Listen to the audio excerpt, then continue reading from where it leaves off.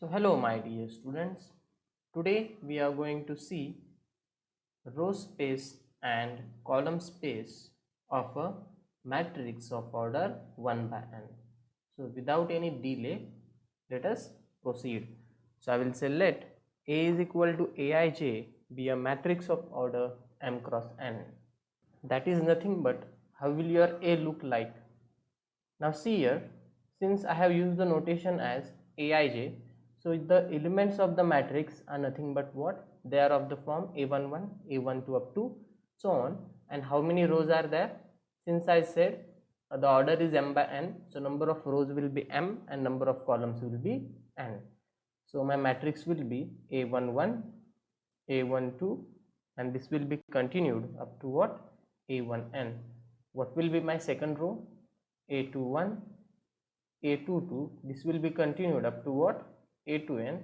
So I will continue in this way. What will be my last row? It will be AM1, AM2 and this will be continued up to what? AMN. So this is my matrix of order m by n. So in above matrix, whatever the rows of A are there, we can visualize that rows as elements of r raised to n. So why r raised to n? Now see here.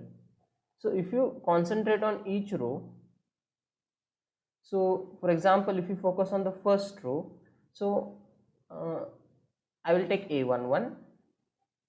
Now what is the second entry in the first row? That is A12. So second one is A12 and I will continue in this way. And what is my last entry of the first row? That is A1n. So whatever I have written here, this is actually the first row only, but I have written it in coordinate form. Now the question is, this is the element of r raised to n or not. So you can see this is the first element. Now you can count these elements, right? Now why this 1 2 3 is a element of r raised to 3? Because there are 3 coordinates. If we are able to count the number of coordinates, then we can tell this element is of r raised to n or not. So this is our first coordinate, so 1. Now this is our second coordinate. So you can see counting is here. So this is 1, this is 2, in this way. So if you continue in this way, this is our nth coordinate. So this is our nth coordinate, right? So this point is having n coordinates. So naturally it is an element of what? R raised to n.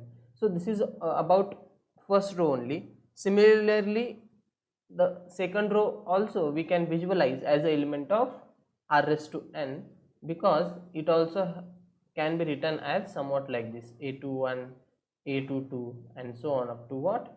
A2n. I hope you are getting my point. So what I said is the rows of this matrix can be visualized as elements of r raised to n. Now the question is, what about columns? So if you, first of all, let us complete about rows, then we will go for columns. So I will erase it out. In above matrix A,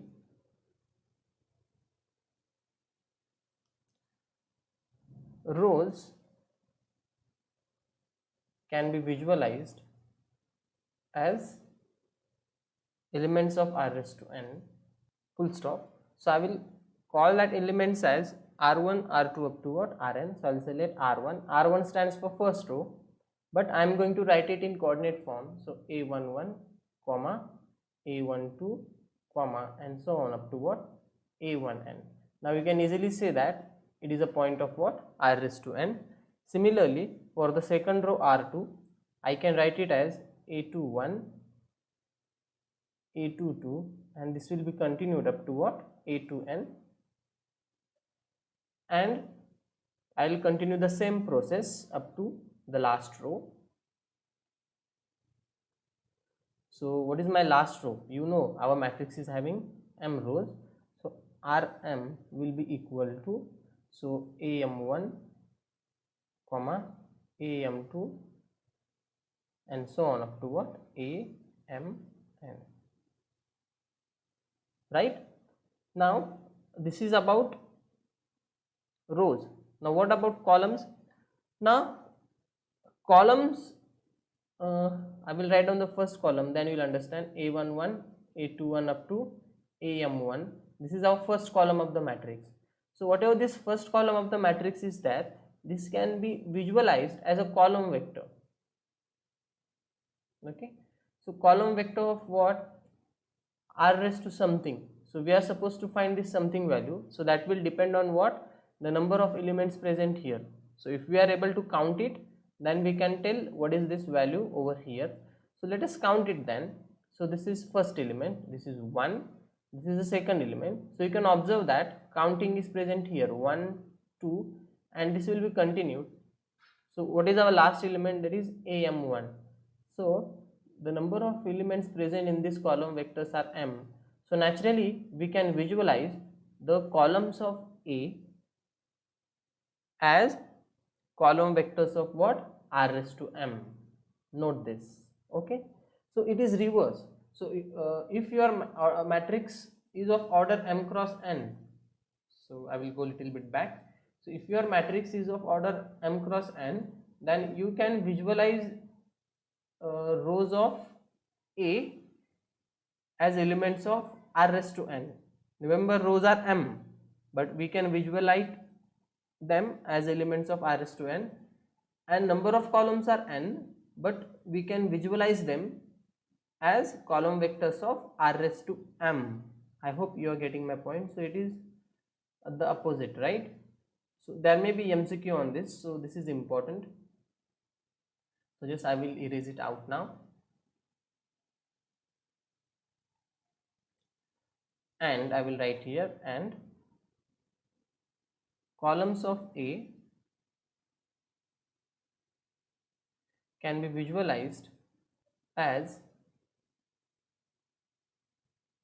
elements of, as column vectors of, rather can be visualized as column vectors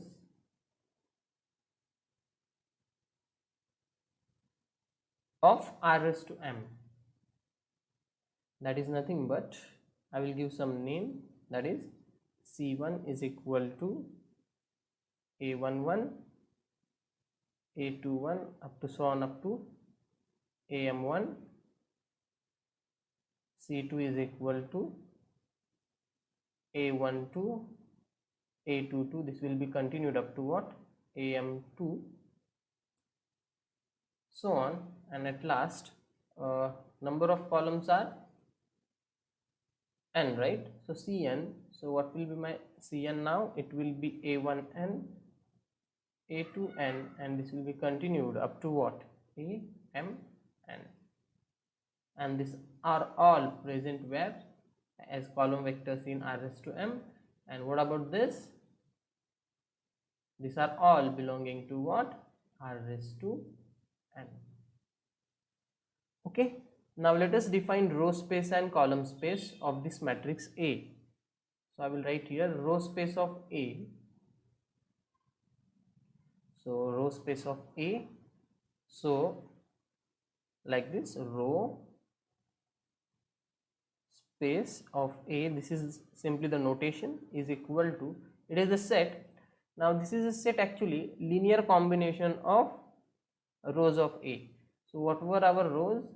R1 plus alpha 2 R2 plus so on, this will be continued up to what? Alpha m Rm, such that this alpha I belongs to what? R, where this I varies from what? 1 to m. So this is your row space of A. It is simply nothing but what? It is linear combination of rows of a matrix. So linear combination of rows of a matrix is called as row space of A. Now what about column space of A? Similarly, you can define column space of A also. So column space of A, remember A is a matrix of order m cross n. So I will say column space of A over here will be, now it will be linear combination of what? Columns of A. So it will be beta 1 C1 plus beta 2 C2 plus so on plus up to what? Beta n Cn, such that this beta I belongs to what? R, and this I is varying from what? 1 to n. Now let us take one example, then you will understand regarding row space and column space. Suppose my A is equal to 1, 2, 3, 4, 5, 6, and suppose my B is equal to let me say some 1, 2, 7, 4, 8 and 9. So for first example, what are my rows? So I'll say let R1 is equal to 1, 2, 3, and what is my R2? My R2 is 4, 5 and 6. What about columns? My C1 is 1, 4, my C2 is 2, 5 and my C3 is 3, 6, right? So what is my row space of A over here? So row space of A